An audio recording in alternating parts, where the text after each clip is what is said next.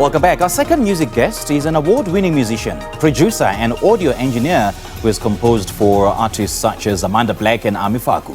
He has also played in the advertising space, composing jingles for companies such as Capitec and Momentum. Given Zulu's love and passion for music started at the tender age of 14 years when he realized that he had the skill to produce and make sounds using his mouth. The award-winning composer taught himself how to play the guitar and soon started incorporating beatboxing into it. He joins us now in studio to tell us more. Given, a very good morning. Thanks for joining us. Welcome. Good morning, bro. Thank you for having me. Good to have you, man. Good to have you on the show this morning. You are a vocalist, you are a rapper and a composer, basically a one-man band. How did it all start for you? And how did you teach yourself the art? Just to correct that, I'm not a rapper, but am a vocalist, you'd say, artist. Okay. For me, it started way back, man. I used to love listening to sounds. I used to mimic stuff at school. I was that naughty child who copies the teacher Right. and tries to sound like the teacher. Everyone does any sound in school. So I created this thing of beatboxing and making beats with my mouth. You know how kids at school used to play beats on the table? Oh, yes, I was that yes. kid I when used to everyone do was that, singing and rapping. I was just making beats on the table. So from then, man, it became something else, you know. I just became a beatboxer. I started doing shows and battling people for beatboxing. I was on SA's Got Talent at some point as a kid with Georgia Vakian. Okay. So that's where it started, man. I mean, you started at the age of 14. Just take us through the period from then to now. I mean, what went through during that transition? What a journey, man. Actually, now that I'm thinking about it, I'm like, whoa, actually, it's deep. Look, I actually came from a non-musical family in a sense. Okay. So how it began for me is I actually stole my sister's guitar. So they actually bought her a guitar for her birthday, and she wasn't really interested. She was actually disappointed at the gift that she got. So I grabbed that piece of instrument under the bed. So what I do is... You made good use of it. Yeah, every time she goes to school, I'd literally grab it under the bed and I'd literally try and play sounds according to what I'm hearing in radio. So that's how I taught myself how to play guitar. But now I was the only boy at home, right? And I was like, actually, I wish I could have like a band feel. So I started beatboxing and playing. Like I go while I was playing guitar, and someone saw that and it became a thing, bro. It became a thing. And I understand that you also have a love and a passion for film scoring, isn't it? Yes. Which is currently playing a huge role into your music. Tell us more about this particular project. I actually love film more than being an artist or a producer. I love creating scenery. I love creating emotion around picture. Hence, I do sound and audio engineering and stuff like that because I want to be creative with sounds and things like that. So I've incorporated, like for example, the song I'm going to do today it's a song I actually built off a scene with Sibaya, where Unomzamo Mbata was breaking up with Stumo, I think. With her Tandega or something. Yes, so I actually found that scene beautiful. So I took that, I'm going to make a song out of the scene. You will hear there's a huge intro, like a breakup scene.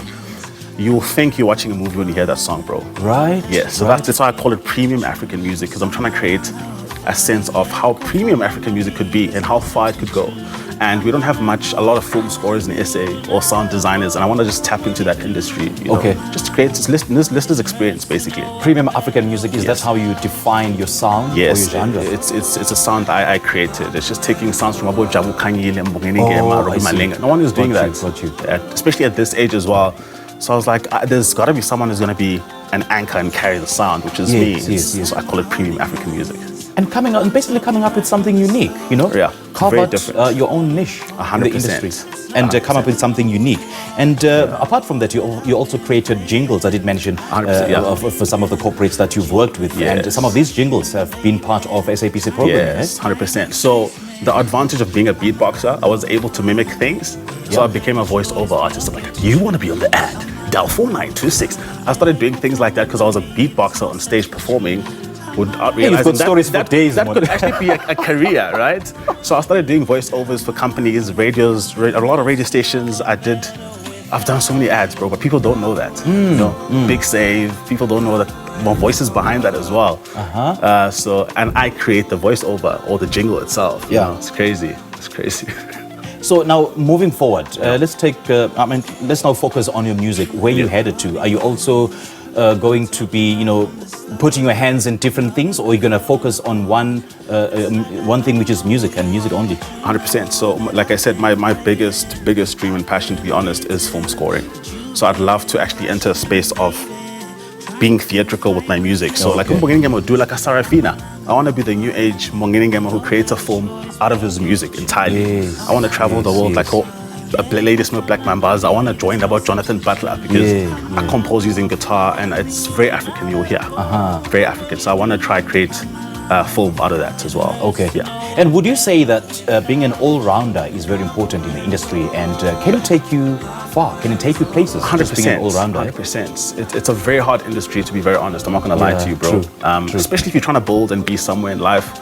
It really helps a lot to just dig into a couple of pockets. You try be a musician, be a producer. People don't know I work here, you know, but I'm still doing music outside of work because I'm just like, rather let your dreams find you at work. You know, let your dreams find you grinding and working, and just try as much as you can, man. If you got the skill and you're still young and you've got the energy, just do it. Yeah. And the sound that you've created, the unique African sound, how does it translate into your music generally? It's funny enough, I was actually a hip-hop producer, bro. I was a trap producer. I studied architecture before coming into the music industry because you know how parents are. Go study architecture. I did architecture. I quit school. Okay. So in my final exam, I opened for Huma Sigela and Soweto Theatre. So no one knew. So they're like, Given, where are you for the exam? Like, guys, I got an opportunity to open for Huma Sigela. The exam can miss me. So that's how I dropped out of UJ architecture. It's crazy. So I started selling beats because my parents were like, listen, dude, you go do whatever you want, study whatever. I did sound engineering. I had to make a plan. So I was like, let me start making beats. I started selling beats to pay rent. I was staying in Brom that time. So it wasn't something I enjoyed doing. I just wanted to live. However, I really had a passion for African music. I just didn't know how to do it back then. Okay. It's something I really discovered and built during COVID, funny enough. Oh, yeah? Yeah, it's crazy. It's during COVID.